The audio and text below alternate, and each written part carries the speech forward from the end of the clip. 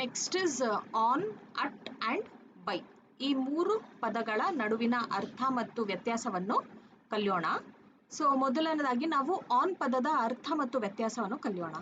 So on ಸಾಮಾನ್ಯವಾಗಿ ಬೇರೆ ಯಾವುದರೊಂದಿಗಾದರೂ ಸಂಪರ್ಕದಲ್ಲಿರುವ ಅಥವಾ ಬೆಂಬಲಿಸುವ ಮೇಲ್ಮೈ ಅಥವಾ ಸ್ಥಾನವನ್ನು ಸೂಚಿಸುತ್ತದೆ. ಇದು ಒಂದು ನಿರ್ದಿಷ್ಟ ಸಮಯವನ್ನು ಕೂಡ ಸೂಚಿಸುವ ದಿನ ಅಥವಾ ದಿನಾಂಕವನ್ನು ಸಹ ಉಲ್ಲೇಖಿಸಬಹುದು ಅಂತ ಹೇಳ್ತೀನಿ. ಅರ್ಥ ಆಯ್ತಾ? ಈಗ ಉದಾಹರಣೆಗೆ, the book is on the table ಅಂದ್ರೆ ಬುಕ್ ಎಲ್ಲಿದೆ? It is on the table. On ನೋಡಿ, ಪುಸ್ತಕವು ಮೇಜಿನ ಮೇಲೆ ಇದೆ. ಪುಸ್ತಕವು ಎಲ್ಲಿದೆ? ಮೇಜಿನ ಮೇಲೆ ಇದೆ ಅಂತ ಹೇಳ್ತೀವಿ. So the book is on the table.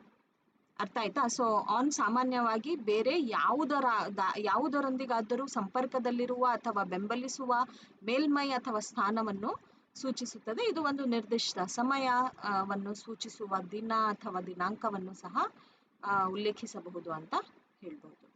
ಅರ್ಥ ಆಯ್ತಾ? ಇನ್ನೊಂದು ಉದಾಹರಣೆ, she placed Har keys on the desk.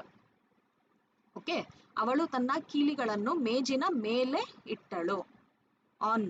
ಅರ್ಥ ಆಯ್ತಾ? ನಾವು ಮೇಲೆ ಅಂತ ಇಲ್ಲಿ ಬಳಸ್ತಾ ಇದ್ದೀವಿ ಪದ ಕನ್ನಡದಲ್ಲಿ, ಆದರೆ ನಾವು ಇಂಗ್ಲಿಷಲ್ಲಿ she placed Har keys on the desk. So ಒಂದು ಸರ್ಫೇಸ್ ಮೇಲೆ ಅಂತ ನಮಗೆ ಇಲ್ಲಿ ಅರ್ಥ ಗೊತ್ತಾಗುತ್ತೆ. ಅರ್ಥ ಆಯ್ತಾ? I have a meeting on Monday. ನಾನು ಸೋಮವಾರ ಸಭೆ ನಡೆಸುತ್ತೇನೆ. ಓಕೆ, ಅರ್ಥ ಆಯ್ತಾ? ಸೊ ನನಗೆ ಮೀಟಿಂಗ್ ಇದೆ ಸೋಮವಾರ ದಿವಸ ಅಂತ ಹೇಳಬೇಕಾದ್ರೆ, ಸೊ ಅದಕ್ಕೆ ನಾನು ಹೇಳಿದೆ, ಇದು ಒಂದು ನಿರ್ದಿಷ್ಟ ಸಮಯವನ್ನು ಕೂಡ ಸೂಚಿಸುವ ದಿನ ಅಥವಾ ದಿನಾಂಕವನ್ನು ಸಹ ಉಲ್ಲೇಖಿಸುತ್ತದೆ ಆನ್ ಪದ ಅಂತ ಹೇಳ್ತೀನಿ. ಅರ್ಥ ಆಯ್ತಾ?